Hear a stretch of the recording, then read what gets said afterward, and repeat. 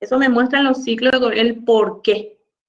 Si estamos en un periodo de pico o de recuperación, que está ascendente, entonces quiere decir que los niveles de los 3 índices de medición, Producto Interno Bruto, tasa de empleo y lo que son los precios, los bienes y servicios, que es la inflación, entonces quiere decir que se van estabilizando, se van recuperando.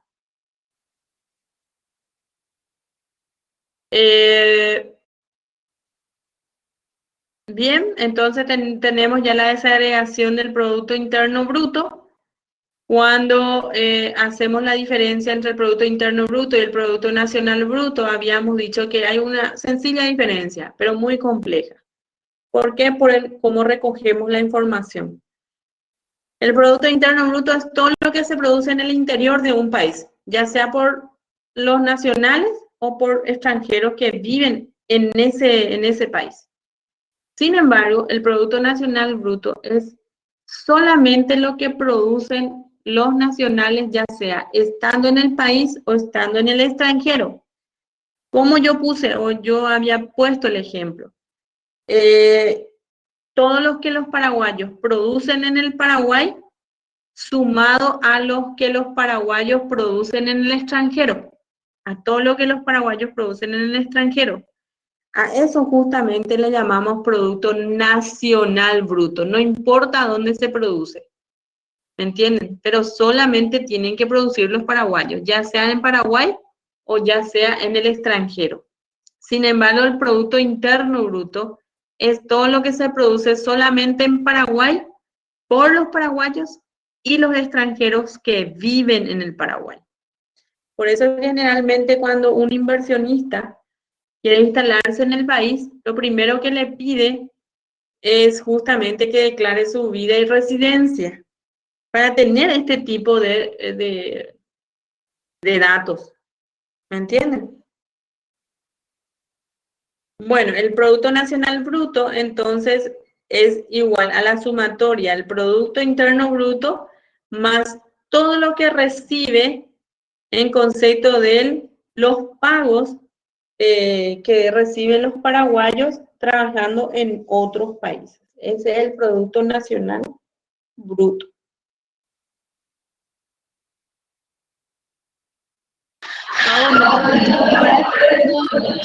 Era la mano de obra, ¿verdad? Janina, te estoy cortado.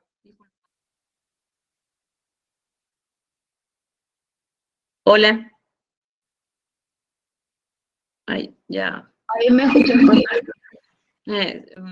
Te escucho yo bien, pero entrecortado.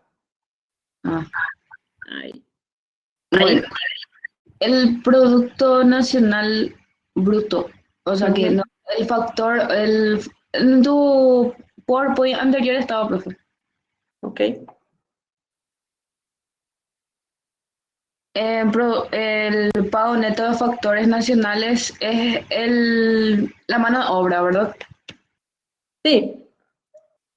Puede ser la mano de obra o por los bienes y servicios que los paraguayos vendieron en el exterior, etcétera. Y a eso se le tiene que restar, por supuesto, todo lo que los extranjeros produjeron en Paraguay, ¿verdad?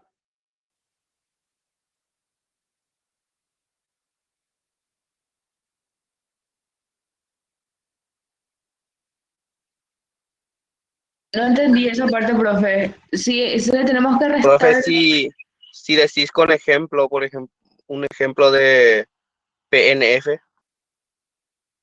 El PNF, el pago neto de factores nacionales, es, por ejemplo, nuestro salario. Nosotros estamos acá en Paraguay. Y supongamos que Pablo, Armando y Julio estén ahora mismo en los Estados Unidos. Y Víctor, Jazmín estén en España. Ahora bien, ¿a quiénes le dije primero? Pablo, los 3 primeros que cité, estamos produciendo en el país, ¿verdad? Producimos en el país, acá en Paraguay, y vamos a sumarle a todo lo que Jazmín ganó en España y a todo lo que Pablo ganó en los Estados Unidos, trabajando en los Estados Unidos.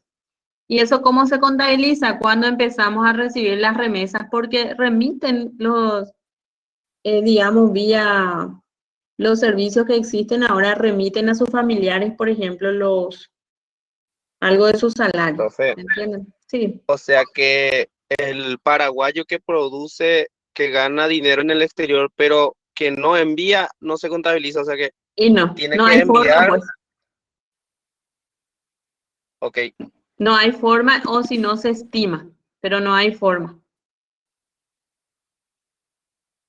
Si el paraguayo que está, por ejemplo, en los Estados Unidos, y en forma legal, por supuesto, y deposita en un banco del sistema americano su dinero, entonces ese sí se contabiliza. Cuando uno va a depositar en una caja de ahorro un monto específico, te dice ahí que si sos paraguayo, tu cédula de identidad, si anotás DNI y tal, quiere decir luego que ya enseguida van a pillar tu nacionalidad. o sea, profe, o sea que mientras su movimiento sea legal, va a contabilizarse. Claro, sí, así mismo. Mujer, ¿Entendido? Ese es el una Producto consulta. Nacional Bruto, pero sí, Armando. Si, por ejemplo, yo estoy en el extranjero y produzco dinero en el extranjero, pero dejo todo el dinero en un banco del extranjero, ¿no se contaría para el país en donde estoy o se cuenta a partir de mi nacionalidad? Esa plata, Armando, buena pregunta. La plata que vos depositaste en el país extranjero porque trabajás en el país extranjero, se va a contabilizar en Paraguay como Producto Nacional Bruto. Pero en el país donde vos estás trabajando, se va a contabilizar como el Producto Interno Bruto de ese país. ¿Está? Sí, profe, gracias. Lo mismo se hace con los extranjeros que nosotros, los extranjeros que están en Paraguay. En el Producto Interno Bruto se va a contabilizar la mano de obra o el rendimiento de esos extranjeros que están en Paraguay. Eso va a entrar como Producto Interno Bruto de Paraguay. Sin embargo, en su país va a entrar como un Producto Nacional Bruto. No puede contabilizarse como un Producto Interno Bruto, siendo que no produjo en su país. ¿Está bien? No sé si le respondía a Jazmín su pregunta. Jazmín creo que era que me preguntó Janina, no recuerdo. Esa, o sea que lo que se quería saber era la diferencia entre Producto Nacional Bruto y pago neto de factores. Pago neto de factores es la diferencia, así para hacerla corto, entre tu Producto Interno Bruto y todo lo que se recibió, de todo lo que se recibió o de los paraguayos que están trabajando en otros países del mundo.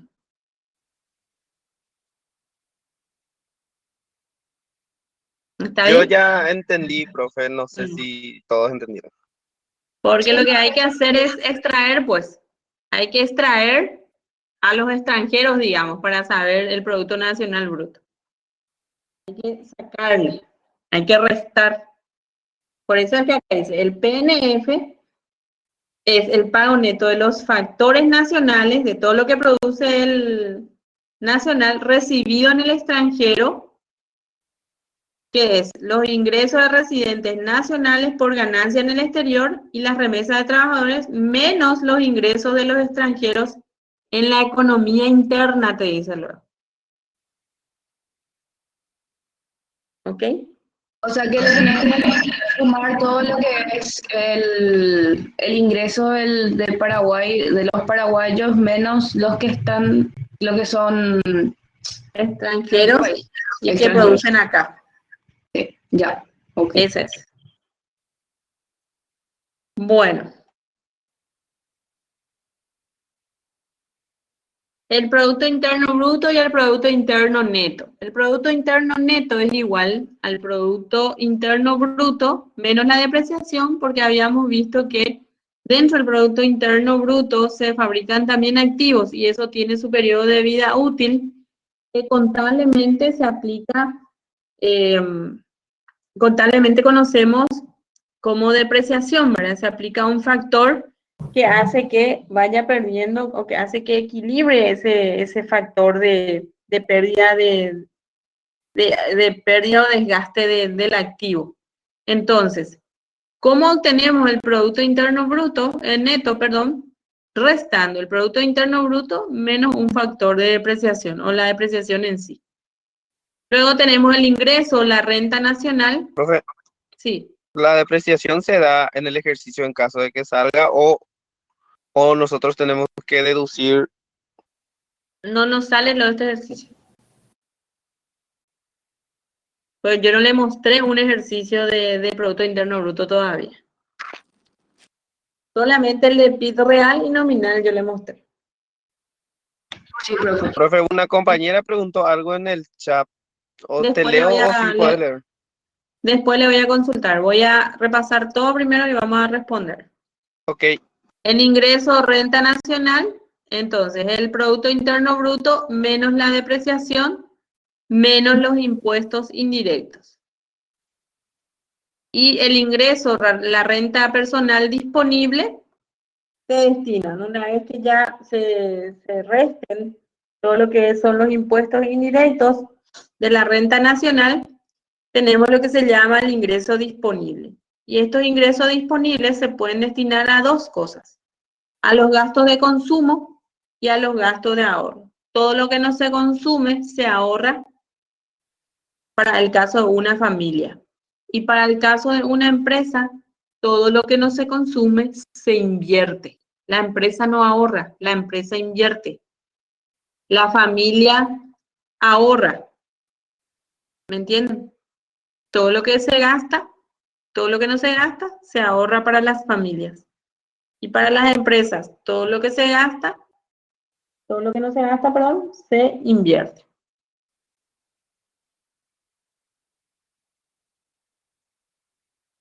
Del ingreso nacional bajamos a la renta disponible y todo lo que vimos en forma teórica vamos a tratar de representarlo, digamos, por un gráfico. El Producto Interno Bruto es el consumo, la inversión, el Estado, más las exportaciones netas. Estos cuatro componentes son lo que vimos en forma de ecuación o de fórmulas: consumo más inversión, más gasto del Estado, más las exportaciones netas. Cuando tenemos esto, tenemos lo que equivale a la renta nacional, cuando a estos cuatro componentes le restamos la depreciación y le restamos los impuestos indirectos. Cuando le restamos ambas variables, tenemos lo que se llama la renta nacional. ¿en otra palabra qué es, profe? El ingreso nacional. Todo lo que el país recibe en concepto de todo lo que vendió. ¿Me entienden? Restado siempre los impuestos indirectos y la depreciación, que es como un factor de ajuste contable del activo. ¿Ok? A esta renta nacional le restamos los impuestos directos y los beneficios o los ahorros empresariales netos, que son las ganancias de los empresarios. Y tenemos lo que se llama la renta disponible. Acá ustedes ven en esta sección lo que son las transferencias. ¿Y por qué está dentro de la renta disponible? Porque habíamos explicado en algún momento que las transferencias en macroeconomía o en economía para los negocios 2 se refieren a aquellos ingresos que reciben un sector de la población que ya no está contribuyendo al Producto Interno Bruto. Y habíamos agrupado dentro de las transferencias a los jubilados, a los pensionados, a aquellos que perciben una pensión graciable, etc. Todas esas son grupos de personas que ya no contribuyen al Producto Interno Bruto. Los adultos mayores, esos subsidios para los adultos mayores son, por ejemplo, ya categorizados dentro de lo que son las transferencias. Las transferencias para el Estado son unos gastos. Sin embargo, las transferencias para el que recibe la transferencia son unos ingresos. Son unos gastos para el Estado porque ya no tiene retorno. ¿Y cómo el Estado tiene retorno de la actividad productiva? Cuando aportamos al producto, a la generación del Producto Interno Bruto, por medio de nuestra mano de obra. Profe, ¿cuál es la diferencia entre impuestos directos e impuestos indirectos? Y así como su nombre lo dice, Julio. El impuesto directo, te voy a dar un ejemplo, el impuesto a la renta personal. ¿Cómo se calcula el impuesto a la renta personal? Se calcula mediante todo lo que vos recibiste en un año determinado y todo lo que se gastó o todo lo que vos gastaste en ese año. Cuando sacás, si vos gastaste en el año 100 y tus ingresos fueron 150, ¿cuánto es la diferencia? 50. Sobre ese 50 se te aplica el 10%. Directo es sobre lo que te sobró, ¿me entendés? Ese es directo. Sin embargo, el IVA, que nosotros ni nos damos cuenta, a veces que estamos pagando todos los días con cualquier compra, ese es un impuesto indirecto. ¿Estamos? Gracias, profe. Ok. Bueno, después habíamos visto lo que son los índices de precios, índice de precio al consumo, al por mayor y el deflactor del PIB. Todos estos índices de precios justamente se refieren al promedio de los precios ponderados, es decir, y se diferencian en índice de precio de consumo cuando solamente están midiendo el promedio de los precios de una canasta fija de bienes y servicios.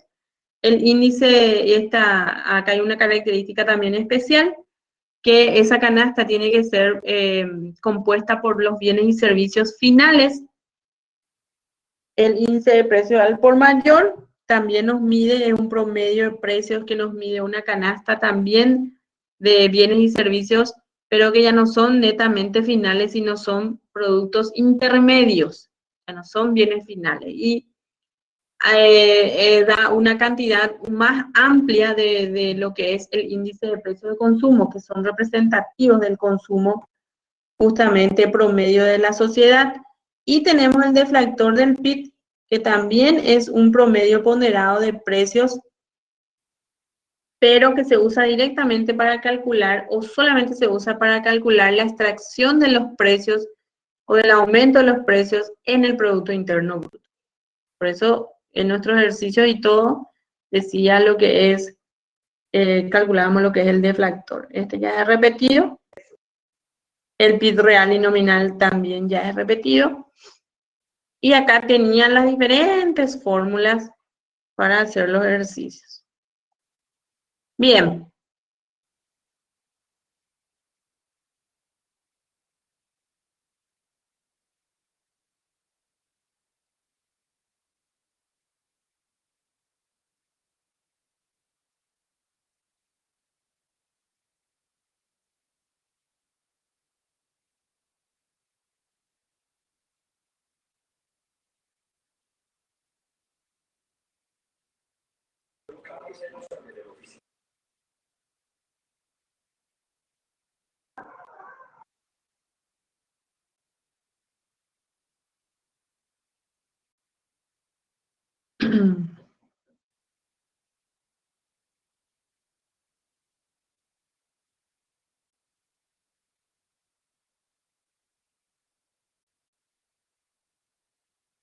Ok. Bien. Este es el examen que ustedes van a tener disponible cuando termine esta clase. Por favor, quiero que tengan en cuenta, vuelvo a repetir, la configuración de la hora para que puedan manejar también su periodo de tiempo. Y tienen algunas pautas o algunas indicaciones muy claras que cumplir. Primero, el puntaje de esta prueba escrita es de 13 puntos. Ustedes ya tienen acumulado su trabajo de proceso y tienen un puntaje total de 25, sumándole 12 puntos del trabajo de proceso y 13 de la prueba escrita. Las indicaciones son las siguientes. Sí o sí tienen que colocar su nombre completo y el número de matrícula dentro de los campos habilitados para la prueba. La prueba es individual, no se tolera ningún examen igual, porque van a tener primero o luego los mismos errores. Segundo, les vamos a anular el examen conforme al reglamento de la facultad. Se recomienda que utilices todos los materiales de clases a fin de resolver los planteamientos presentados. Se van a eliminar, eso significa que se van a eliminar todo lo que sea extraído de internet. Para eso tienen su bibliografía básica y tienen también su bibliografía complementaria y tienen también su guía didáctica. En el desarrollo de la evaluación se debe utilizar los términos técnicos aprendidos en la asignatura. Aplica los conocimientos adquiridos en la resolución de los casos prácticos, especialmente al sustentar la postura. ¿Eso qué significa? Que si ustedes quieren comentar o se les solicita comentar el resultado de un ejercicio determinado, van a tener que rescatar algunos términos técnicos conforme a lo que ustedes entendieron o comprendieron dentro de la clase. ¿Qué significa eso? Hay algunos conceptos que sí o sí van a tener que tener en cuenta los términos técnicos. ¿A qué me refiero con eso? A que si le estamos pidiendo un cálculo del PIB real, tienen que definir que son a precios constantes, no son a precios corrientes. Esos son los términos técnicos que yo le estoy sugiriendo que sí o sí pongan, porque lo que se mide es el nivel de interpretación y coherencia dentro de lo que es el desarrollo del examen, ¿verdad? Después, aplica los conocimientos adquiridos en la resolución de los casos prácticos. Tienen hasta el día 22 de abril, es decir, va a ser corregido a esta fecha, hasta mañana el 22, antes de las 23 horas. También la hora va a ser corregida para entregar el desarrollo de la siguiente evaluación. En total, tienen un máximo de 24 horas para poder desarrollar y entregar esta evaluación. Lo importante es que ustedes desarrollen en Word, en el formato Word, luego tienen que convertirlo a PDF y subirlo a la plataforma. El otro concepto es que quiero que tengan en cuenta bien que tienen que tener tiempo como para poder convertir a PDF. ¿Por qué? Porque ustedes tienen que resguardar la información que ustedes pusieron dentro del examen. Esa es una sugerencia que yo siempre les doy a los alumnos para que ustedes, porque este es su documento académico. Y cuando... Sí, Janina. Eso vos no vas a alzar en Word, ¿verdad? Yo todo, sí, en Word yo les dispongo, sí o sí. Lo que quiero es que se aseguren de que sus exámenes estén en PDF. ¿Está? Porque al alzar puede, algunas veces se desconfigura, etcétera, depende del Office que ustedes manejen. Bien, entonces el único medio válido donde se van a hacer las entregas de los exámenes va a ser el iClass, en el apartado Mi Aula. Ustedes ya saben que dentro de lo que es la sección evaluación del estudiante, van a poder entregar sus exámenes. Tienen que indicar también bien, tienen que nombrar bien sus materiales o sus exámenes, porque hay casos en que alzan mal sus exámenes. Hubo casos, pero hasta el semestre pasado, que no nombran bien, es decir, alzaron exámenes de contabilidad en vez de alzar exámenes de economía para los negocios. Ustedes ya pierden ahí su examen, pierden sus puntos, porque las instrucciones son muy claras. Tienen que revisar, o sea, denota la responsabilidad de ustedes para cerciorarse bien de lo que ustedes están lanzando. Es lo mismo que ustedes se van y entregan mal los informes a sus jefes. O sea, no le va a tolerar el jefe, tampoco hay instrucción de que se abra el sistema para de vuelta hacerlo. El responsable directo es el alumno. Bien, acá lo que quiero que tengan en cuenta es el tema 1. Tiene dos estructuras, dentro de la estructura del examen, tenemos dos secciones, tema 1 y tema 2. Desarrolla los siguientes temarios, considerando lo comprendido durante el desarrollo de las clases. Esta tiene una asignación de 4 puntos. Acá la evaluación es por competencia. No van a decir, la macroeconomía es tal cosa. No, lo que quiero es que me expliquen qué es la macroeconomía, que es totalmente distinto. Explica, hay que tener en cuenta también que cuando yo les digo en menos de 5 líneas, quiere decir que no van a hacer 10 líneas. Hacen 6 o 7 líneas y yo ya les anulo directamente el punto. ¿Por qué? Porque eso significa que no interpretaron lo que yo les estoy pidiendo. Explica en menos de 5 líneas la diferencia existente entre el desempleo abierto y el subempleo. ¿Qué más les pido? Es poner un ejemplo para cada tipo que conocen. Es decir, un ejemplo para el desempleo abierto y un ejemplo para el subempleo. Son dos cosas. O sea, tienen que respetar todo lo que les pido para poder evaluarles de forma correcta. Y eso está todito escrito ahí abajo que después vamos a leer. Teniendo en cuenta los objetivos de la política macroeconómica, explica cómo los ciclos económicos crean problemas económicos y sociales para un país. Recién habíamos visto, yo le puse ejemplo incluso, cómo eso podría afectar. Tercero, explica cuál es la relación existente entre la macroeconomía, la política monetaria y la política fiscal como mecanismos para alcanzar los objetivos macroeconómicos de un país. Es decir, que es más fácil todavía. Según lo comprendido, ¿podrías explicar por qué el valor del flujo de ingresos es igual al valor del flujo de gastos cuando se calcula el PIB? Expone tu explicación en menos de 5 líneas. Consulto. ¿Alguna consulta, duda, sugerencia al respecto del tema 1? ¿Entendimos el tema 1.1? Profe, ¿el ejemplo entraría dentro de las 5 líneas ya o eso ya es aparte? No, entra dentro de las 5 líneas. Bueno, gracias.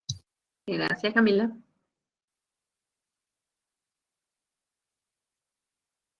Vuelvo a consultar.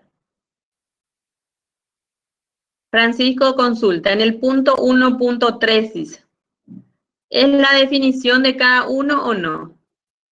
No es la definición de cada uno. Necesitamos la explicación de la relación existente entre la macroeconomía, la política monetaria y la política fiscal. No es definir macroeconomía, ni política monetaria, ni política. Es cómo los tres conceptos, cómo se relacionan entre sí, cómo funciona dentro de la macroeconomía, cómo funciona la política monetaria y la política fiscal, que ya vimos en la clase de retroalimentación. Bien. Como mecanismo, dice, para alcanzar los objetivos macroeconómicos de un país. ¿Vieron qué importante fue la retroalimentación? Porque ahí yo les dije cómo esto funcionaba. ¿Ok? Bien. Entendimos todo el enfoque del tema 1, que tiene 4 preguntas. Sí, profesor. Bien. Pasamos entonces al tema 2. Desarrolla los siguientes ejercicios y explique brevemente los resultados obtenidos de cada situación planteada de acuerdo a los conceptos desarrollados en clase. 9 puntos equivale. 9 puntos que está distribuido en lo que es la economía polar, que acá yo les pido calcular el Producto Interno Bruto, una serie de cosas.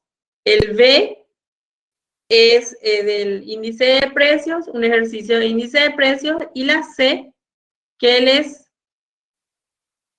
solicito calcular el ingreso real, que habíamos visto en la clase de repaso. Similar. El planteamiento 1 de la economía polar, que ha producido en los últimos años lo siguiente, me dice que en el año 2011, esta economía produjo 2.000 unidades de frazadas a $25 la unidad y $3.000 de estufas a $55 la unidad, guaraníes, perdón, la unidad. En el 2012, 1.500 unidades de frazadas a 30 guaraníes la unidad y 2.000 de estufas a 65 guaraníes la unidad. En el año 2013, 2.000 unidades de frazadas se fabricaron a 35 guaraníes la unidad y 2.500 unidades de estufas a 75 guaraníes la unidad. ¿Qué es lo que les solicito? Además, dice, acá hay un agregado en negrita, la población en edad de trabajar en el 2011 fue de 10.000 habitantes, con una tasa de actividad de 80%. ¿Qué es lo que van a hacer? Van a calcular el 80% de 10.000 millones de habitantes. Y una tasa de desempleo, ya me dice luego, del 10%. Van a calcular como tasa de desempleo, si quieren en números totales, van a tener que hacer el 10% de 10 millones. ¿Ok? ¿Qué es lo que les solicito? Solicito que ustedes calculen y me expliquen el PIB nominal, el PIB real y el deflactor del Producto Interno Bruto para cada año, 2011, 2012 y 2013, tomando el año 2011 como año base. Tus cálculos se van a basar para el Producto Interno Bruto real y para el deflactor, por supuesto, teniendo como año base el 2011.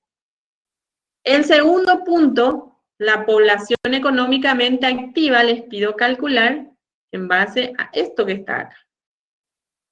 Y la población económicamente activa que está desocupada, en el 2011 nomás, todo el 2011 nomás. 13, calcule la tasa de inflación para el año 2012 y van a comentar el resultado obtenido, y eso equivale a 1 punto. Todo esto, este ejercicio A tiene un valor de 6 puntos. ¿Ok? Bien. Profe, Sí, Camila. la compañera hizo una consulta en el chat. Sí. Esta es una aplicación directa de fórmula Adriana. Lo que yo dije es que el último ejercicio, donde yo les había mostrado el que no terminamos por las inclemencias técnicas que tuvimos, por los inconvenientes técnicos que tuvimos, en aquella oportunidad yo les dije que el ejercicio no iba a entrar. Entonces, esta es una aplicación directa en fórmula, les va a parecer súper fácil. Tienen incluso dentro del material que expuse en la clase al inicio, porque les había dicho que la parte teórica entraría sí o sí, es una definición, es aplicar lo que dice en la definición. ¿Está bien? De todos los datos tienen que tomar de esto, de la tasa de inflación, tienen que tomar de lo que vimos en esta economía, es decir, en el ejercicio del punto A. ¿Ok? Bien, luego en el punto B, tienen Gustavo solo consume gaseosas. En el año 1, las gaseosas cuestan 2,5 reales cada una y los jugos 4 reales. Gustavo compra 10 gaseosas. En el año 2, las gaseosas cuestan 3 reales y los jugos 1,5 reales. Y Gustavo compra 9 jugos. Calcular el índice de precio al consumo de las gaseosas y los jugos para cada año suponga que el año 1 es el año base en el que la cesta de consumo es fija. Comentar ese resultado. C, el ingreso de Vidalia aumentó de 4.500 en el 2019 a 7.000 en el 2021.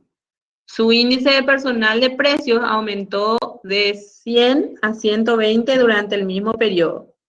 Calcular el cambio que se produjo en el ingreso, vamos a pasar la hoja, real de Vidalia e interpreta el resultado obtenido, que es igual o equivalente a 1 punto.